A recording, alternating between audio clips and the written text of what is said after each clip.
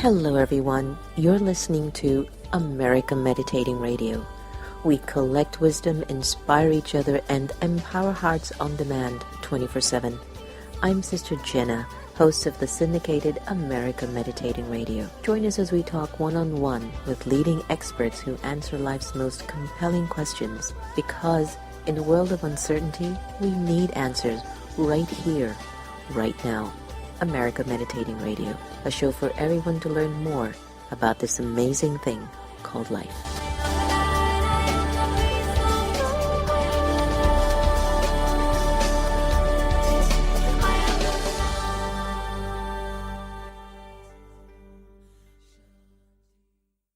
Hello everyone, you're listening to America Meditating Radio. We collect wisdom, inspire each other, and empower hearts on demand 24/7. I'm Sister Jenna, host of the syndicated America Meditating Radio. Join us as we talk one-on-one with leading experts who answer life's most compelling questions. Because in a world of uncertainty, we need answers right here, right now. America Meditating Radio, a show for everyone to learn more about this amazing thing called life.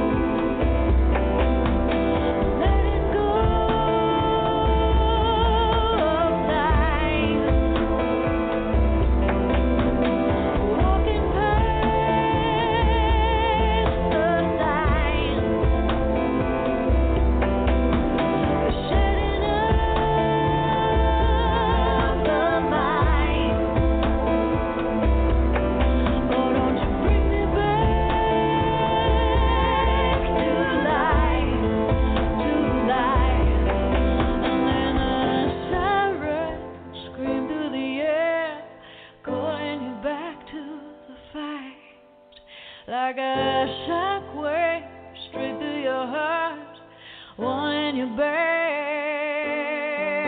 And then the tears fall like signals in smoke, calling you back to the light. Feel the whispers tangle your soul, wanting you back. Don't you bring me back.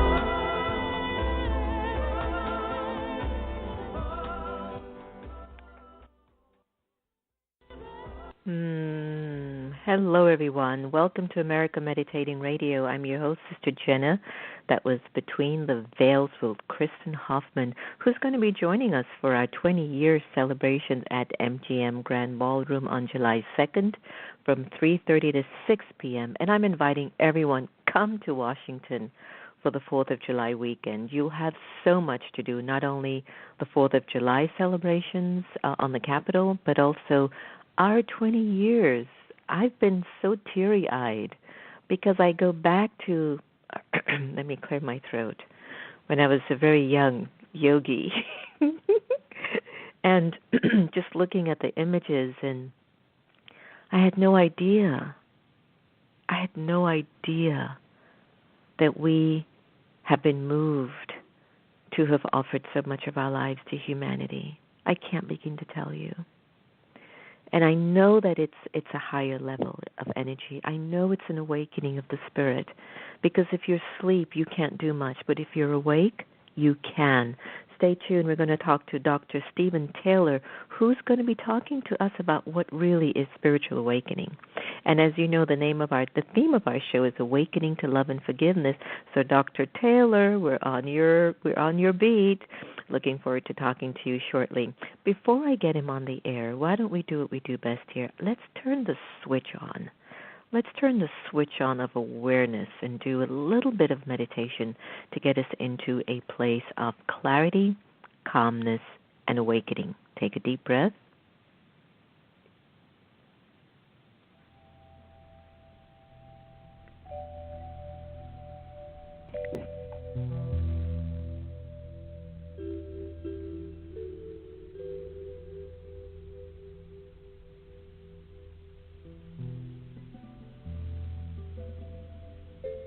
Imagine that you're sitting in a control room, looking through your eyes.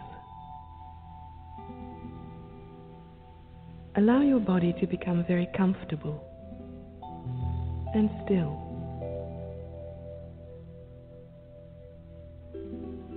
Now, turn off all the switches in the control room to the body.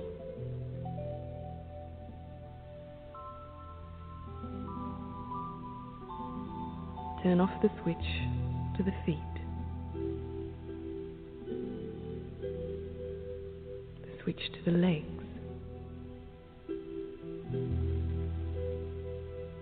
As each switch is turned off, you'll feel that part of the body relax and become very light.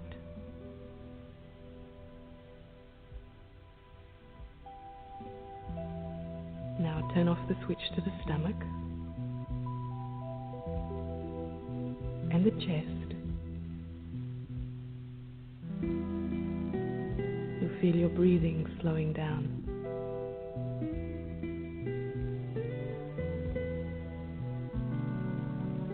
Turn off the electricity to the hands and the arms.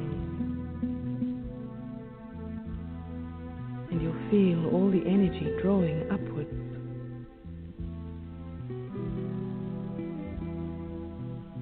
Turn off the neck. And now, last and most importantly, turn off the switch to the face until the whole engine of the body has come to a standstill.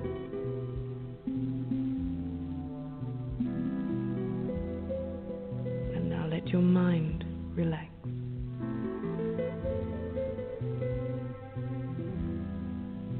Be in the present.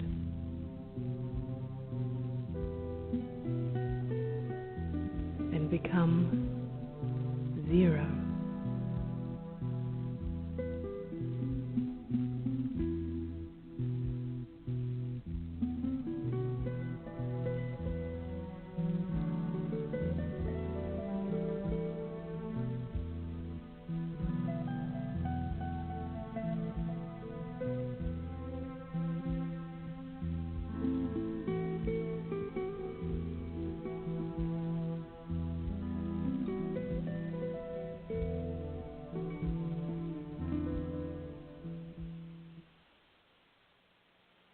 Welcome back. That was The Switch from the Jewel Meditation CD by Brahma Kumaris. You're listening to American Meditating Radio, and I'm your host, Sister Jenna. We are recording from the beautiful Meditation Museum in the nation's capital. It's been quite a number of years. We're coming up to our 20th year celebration being in service in this region, and I was sharing earlier in the show, I don't know what kept me awakened, but let me talk to Dr. Taylor and find out what is behind my awakenedness. Steve Taylor, Ph.D., is a senior lecturer in psychology at Leeds Beckett University in the United Kingdom. He's also the author of several best-selling books on psychology and spirituality, including Waking from Sleep, The Calm Center, and his latest book, The Leap, The Psychology of Spiritual Awakening, with a foreword by our brother Eckhart Tolle. Since 2011, he has appeared annually in Mind, Body, Spirit magazine's list of the world's 100 most spiritually influential people. Dr. Taylor regularly appears in the media in the UK and has recently been featured on BBC, BBC World TV, BBC World Service News, and now he's on America Meditating Radio. Today we're honored to welcome Dr. Steve Taylor from Manchester,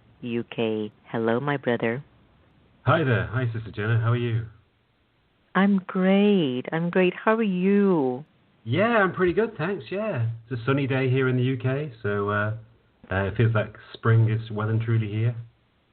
Oh, good. Finally. Glad to hear that. I know that you have been studying the world's spiritual traditions and practices since you were very young. You've done also a great deal of research on enlightenment and spiritual awakening. And I have to tell you that despite however amount of years I've been on my journey, for me, enlightenment and awakening gets revealed in the way that I treat people, but also the way that I treat myself. You know, I used to think it was dying under a tree with a smile on my face, or it was, being placed on some major pedestal and everyone just gawked at you thinking that you were God. And even though I have so many things to be blessed about, I've broken it down, Dr. Taylor, to what extent can I be as respectful, thoughtful, kind, and appreciative to the life of another person, especially when they are not in that state. So could you please tell our listeners in America, what does it mean to be enlightened or spiritually awakened? Well, that's a big part of it, how we treat other people and how altruistic we are, how compassionate we are, how empathic we are. You could sort of break it down into a number of different areas. Like one area is sort of perceptual characteristics. So people who become spiritually awakened or who are naturally spiritually awakened, they have a very vivid perception of the world around them. They see a lot of beauty in nature. They're fascinated by the world around them, and they don't see anything as mundane or ordinary. Everything is fascinating and everything is interesting and beautiful. And also they're very present. Spiritually awakened people don't tend to focus on the future or the past too much. They're very focused on the present moment. They live within their present moment experience rather than living within their thoughts or within the future. And also, they have a strong sense of well-being, a kind of natural joy inside them. No matter what's going on in their lives, even if things aren't going particularly well in their careers or maybe they're not as successful as they could be, they still have a sense of inner well-being that isn't too much affected by external circumstances. And as you mentioned, the kind of the connective element is very strong too. Awakened people feel very connected to other human beings and to other living beings, and therefore I love that. If other people are suffering in some way, they feel a strong desire to alleviate other people's suffering, and if other people are behaving in a certain way, they understand why. Yeah. They don't just judge them. They don't judge their behavior. They look at the reasons why they're behaving in a certain way. Yeah, I get that. We are hosting an event for our 20th year entitled Awakening to Love and Forgiveness, and we're actually making a whole tour with about 12 cities and states, all on the Eastern Corridor about awakening, and we're initiating a hashtag movement called Awakening or Are You Woke? And Dr. Taylor, you have to send me a video from the UK about what awakening is, and I know this won't be easy for you, but less than a minute. Okay, but I really believe that this is important because when we look at the pain and the suffering that we're observing in each other, in leadership, in every particular sector of our society, it is a sign that something in the spirit has been closed down. something is closed inside, and the question is, what can open it up? And sometimes you could say it's time. It could be an encounter with a wise person. It could be an encounter with a whale. I remembered a friend of mine looking at a whale in Nova Scotia, and he just realized he's much more than what he was living. There's just something that we need to see, and I believe that it's a need for us to see or experience a moment of purity in our lives, to awaken a purity in the soul that has been merged. Thoughts?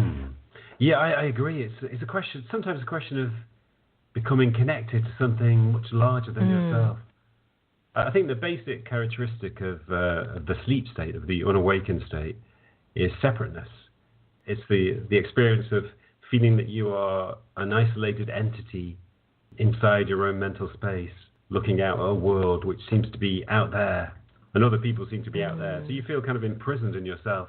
But when we connect to something bigger than ourselves, it could be nature, it could be looking at the stars on a dark night, it could be swimming in the sea and feeling that you're one with the ocean, it could be making love and realizing that you're one with another person and therefore one with all other living beings. When you have a moment like that, then it changes your whole perspective on life. You know, nothing is ever the same again, I don't think. Wow. Now, congratulations on the release of your new book, The Leap. And I love it, The Leap. Why the title, and why did you decide to write the book? Well, I didn't really decide to write the book. It kind of I think the book decided that I should wrote write for it. you. I know the feeling, yeah. Yeah, I kind of feel that when I write books, that they grow inside me for a long time. And sometimes I'm not even aware that they're there. But slowly I'm aware that something's there, and it starts to come out slowly. And finally, after a few years, it's like, now it's the time to write the book. And so it seems to emerge naturally. Yeah, it's a bit like, being pregnant in a way. Like a book wants to come out, and it's chosen you to be the vehicle. Well, no, that's what my wife said. My wife doesn't agree that it's like being pregnant. Oh, okay. Maybe there's a slight analogy there. No, I know what you mean. Yeah, I'm just being funny. Now, there's 3 different types of wakefulness that you speak about in the book. Could you tell our listeners a little? I know you've mentioned some as we were talking, but maybe just be specific in outlining the 3 that you mention in the book. The first one is what I call natural wakefulness. There are a small minority of people who are just naturally awake. It's their normal state. So they don't need to do anything to become awake, and they don't need to follow any. They're all Pisces. Practice. Maybe. I don't know. I'd have to check that out. Are you Pisces? Yeah, please. Yeah. All right. I'm Taurus. Okay, go ahead. They don't need to practice any meditative exercises or follow spiritual paths, and they don't undergo a sudden moment of transformation. They just are naturally awake all the time. It's just their normal state. So a lot of poets naturally awaken people, a lot of painters. I'm thinking of people like Walt Whitman, maybe Emily Dickinson, a lot of poets like William Wordsworth, painters as well. They just choose art as a medium to express their wakeful vision of the world. They don't often become spiritual teachers, I don't think, naturally awakened people. They sometimes have a strong impulse to be altruistic, to help the human race. So they may become sort of charity workers or therapists and so forth. Well, you're touching on a lot. Go ahead, the others. Right, the second one is gradual wakefulness.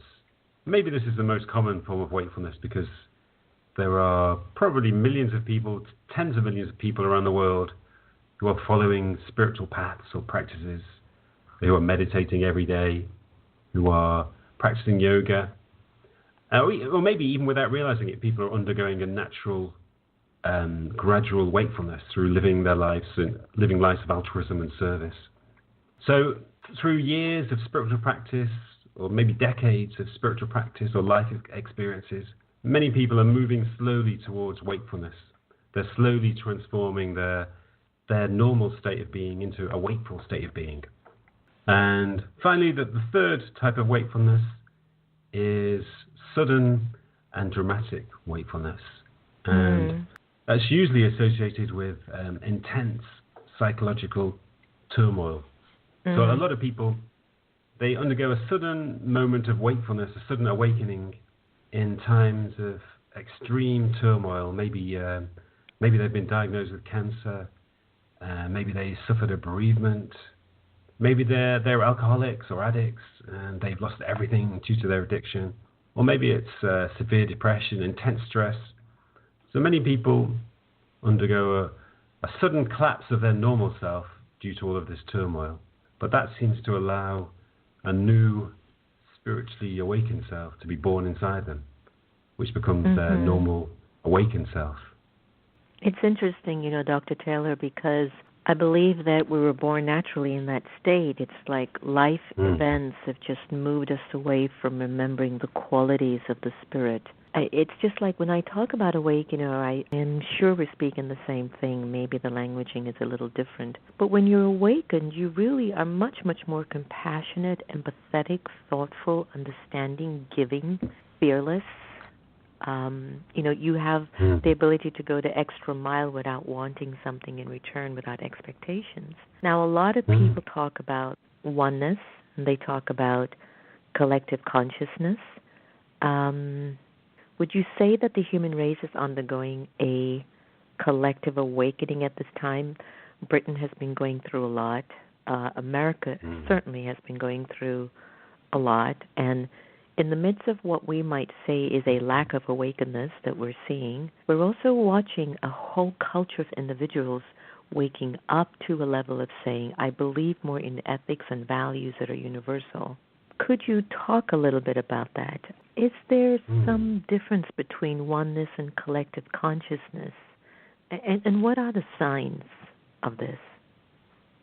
Well, I do believe that despite all of the difficulties the human race seems to be facing at the moment, I do believe that there is a process of collective awakening which is taking place. And it's not just, I think we have to look not just into the recent past, but we have to look maybe 300 years ago. We have to look back to the 18th century maybe. So a lot of cultural changes began at that time, which I think are associated with a collective awakening. So towards the end of the 18th century, there was a sudden increase in compassion, which led to things like the animal rights movement, women's rights movement, better treatment towards criminals, ideals of democracy and equality. It was the time of the French Revolution, the American Constitution, and things like that began at that time. They continued through the 19th century, through the 20th century. So all of these things manifested in a greater sense of compassion and a greater sense of connection to nature, a greater sense of openness to the human body, sort of a lessening of sexual repression, openness towards sex, and so forth. So all of these are signs of a collective increase in compassion and empathy. And I think they're signs that we were beginning to transcend separateness. And I think that process is still underway. And I think the reason why there are so many, right at the moment in the world, there seems to be a kind of regression taking place where a lot of the countries seem to be becoming a little bit more nationalistic, a bit more xenophobic. And I think the reason for that is that those old values, the kind of protectionist, nationalistic, egotistical values, I associate all of those with the sleep state, the old state of humanity. Yes. And those values are being threatened by the rising tide of wakefulness, which is taking place in the world. Yes. So I think because those values are threatened, they're trying to sort of ingrain themselves. They're trying to become a bit more rigid.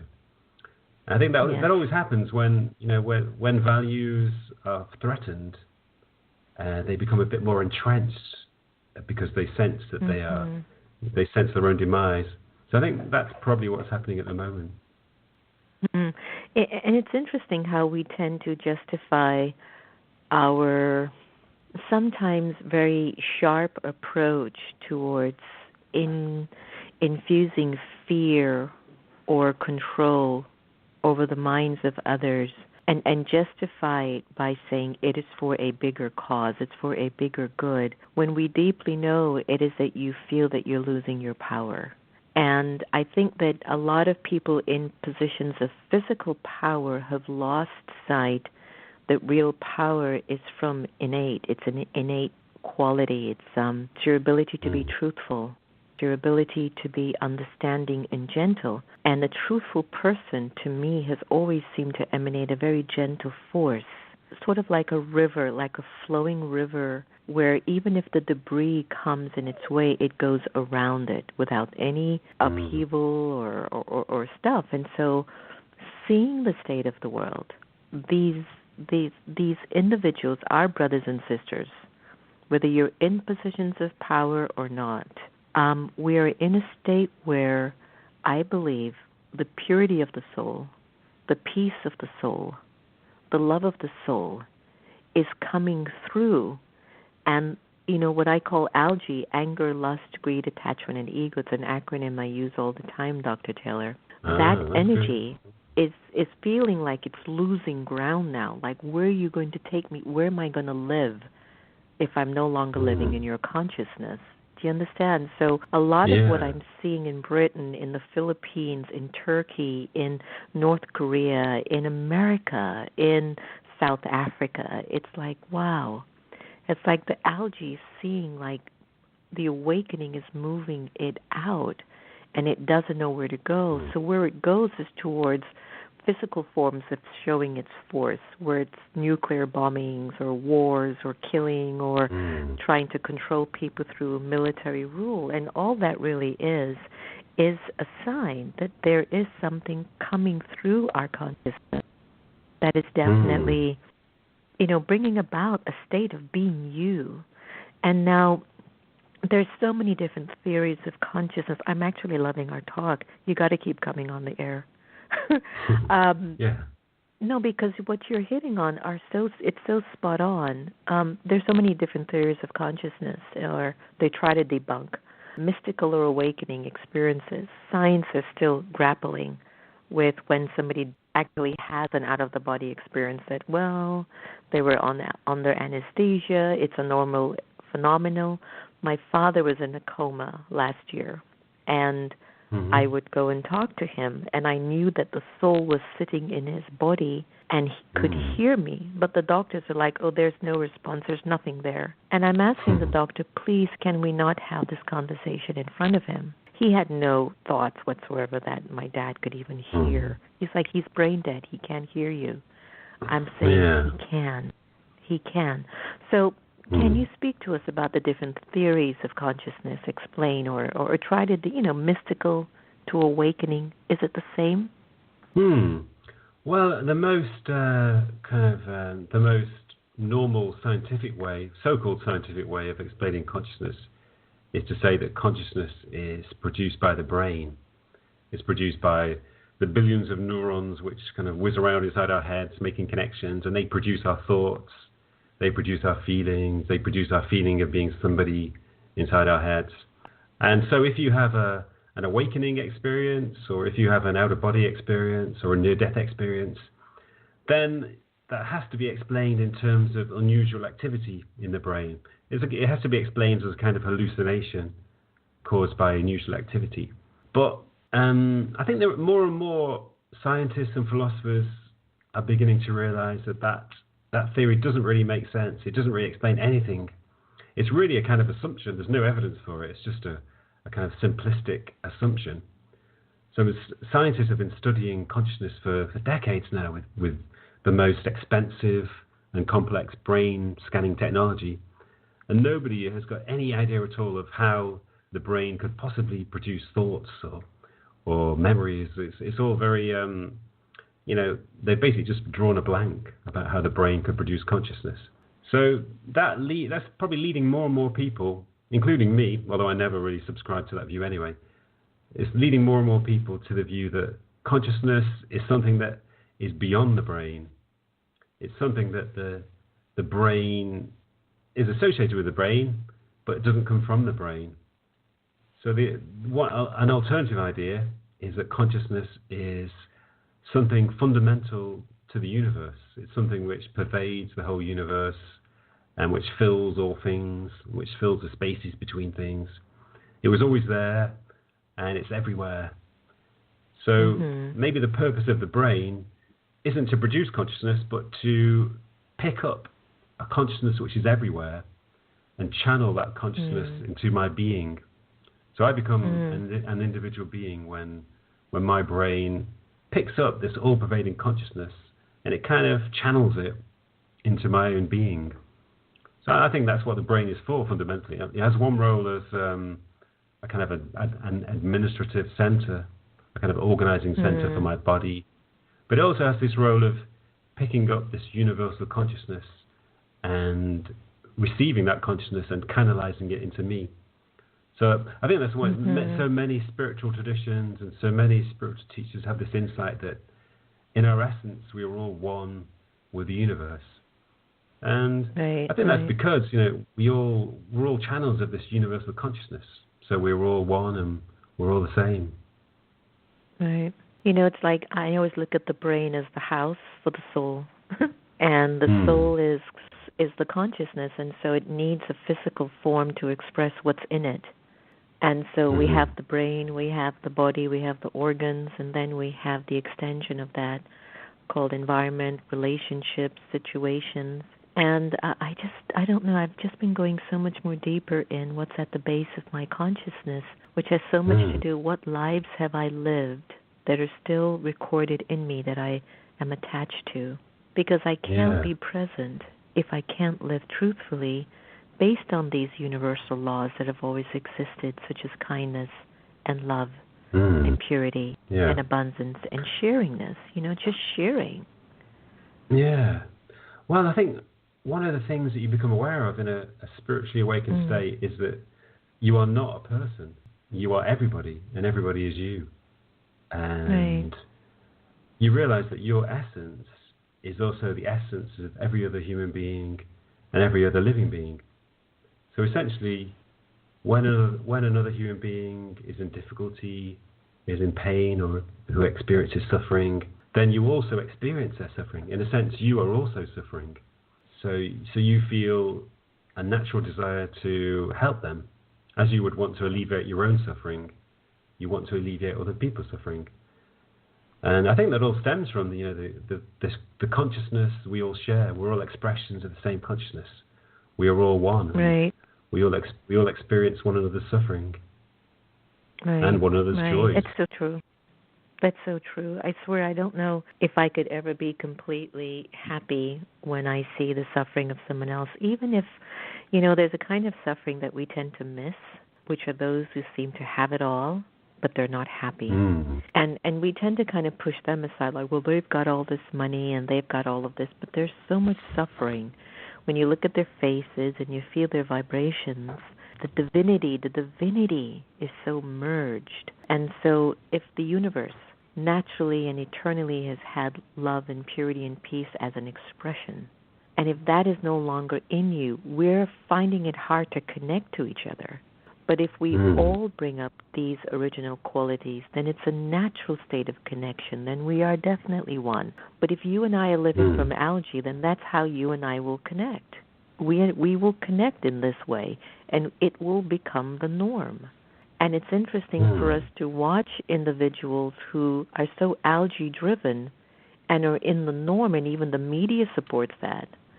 And then you've got individuals who are, like universally driven, who are driven by divinity and truth and godliness, so to speak.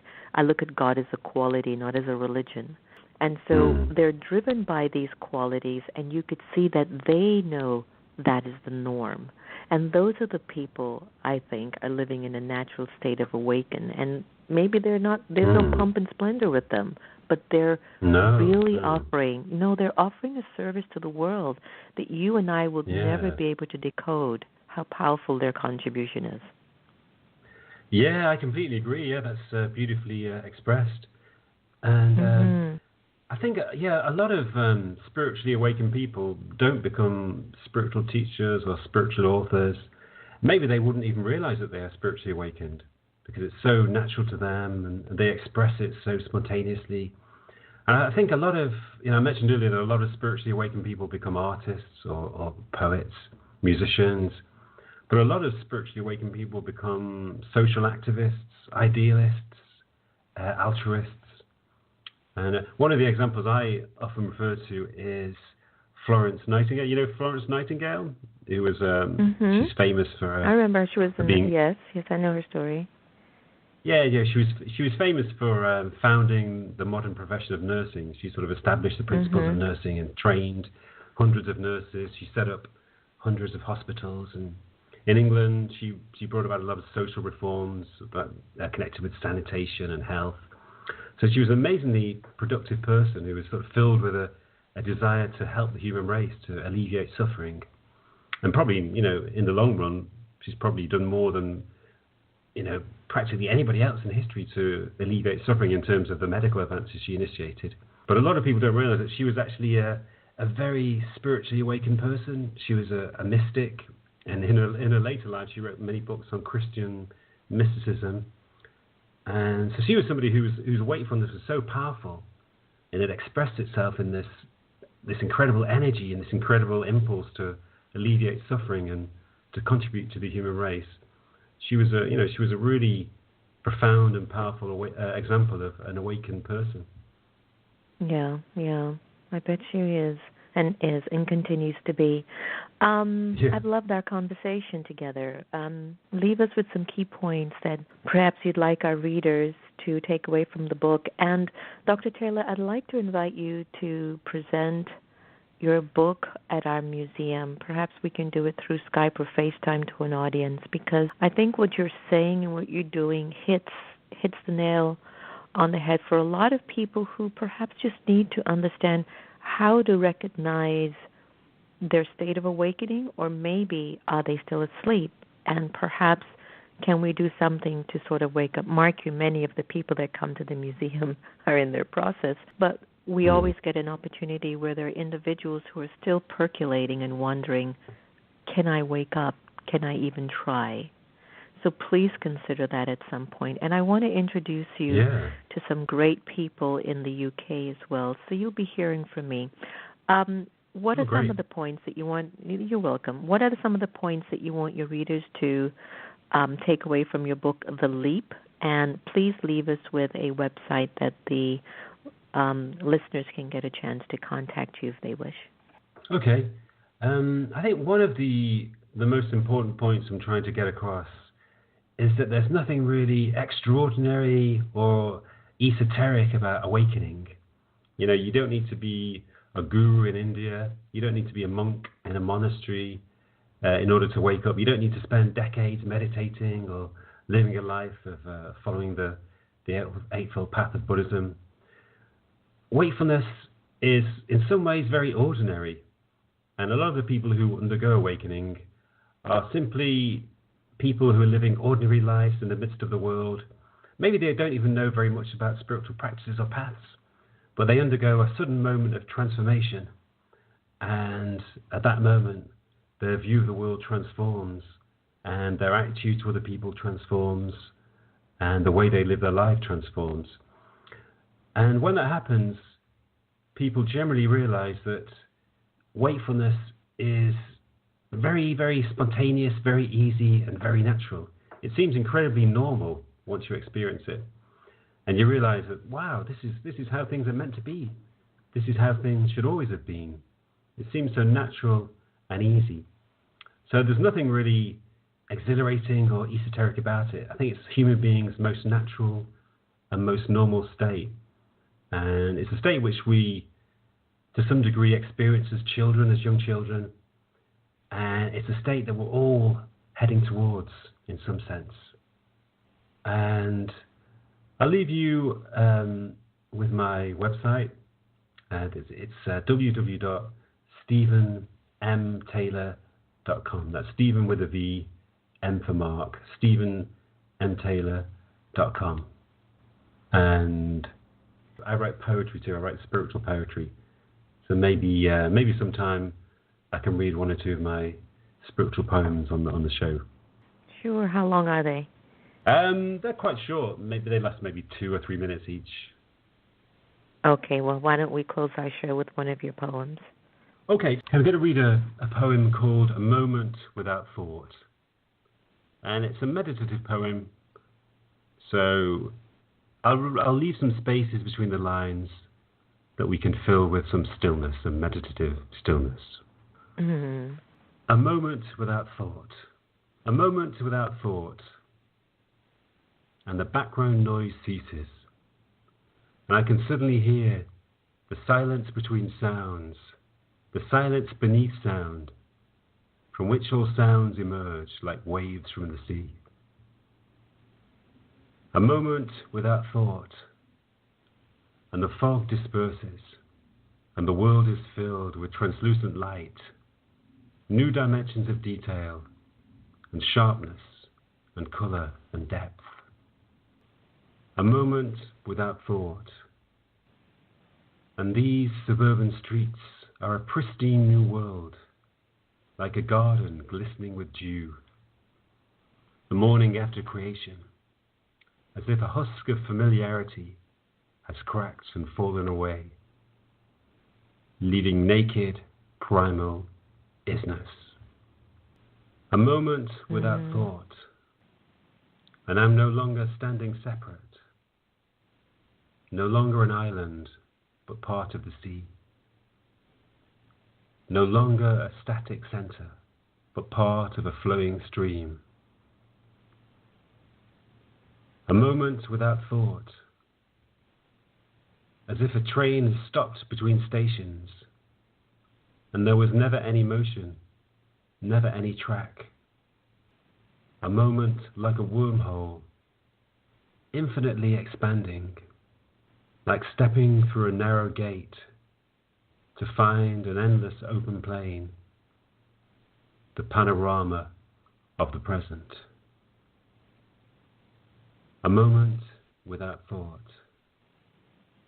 And this new world of no thought is neither alien nor unfamiliar, but a place where benevolence blows through the air, and soft, shimmering energy fills every space. And sunlight is the translucent white light of spirit, the deepest, closest, warmest place,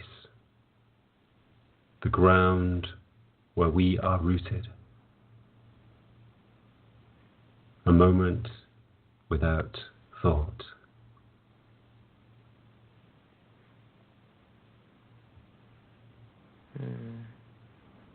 That's beautiful. Dr. Steve Taylor, thank you for joining us today. Thanks, Sister Jenna. It's been a pleasure. We'll end today's conversation with an instrumental, Piano Best. Remember, no one can take away your happiness unless you give them permission. And we are here to love each other the same. Please go and visit StephenMTaylor.com for more information and download our free Pause for Peace app for 24/7 on demand. If you'd like to hear this conversation over and over again, feel free to go to any one of our networks, from iTunes to Amazon to Blog Talk Radio. Take care, everyone.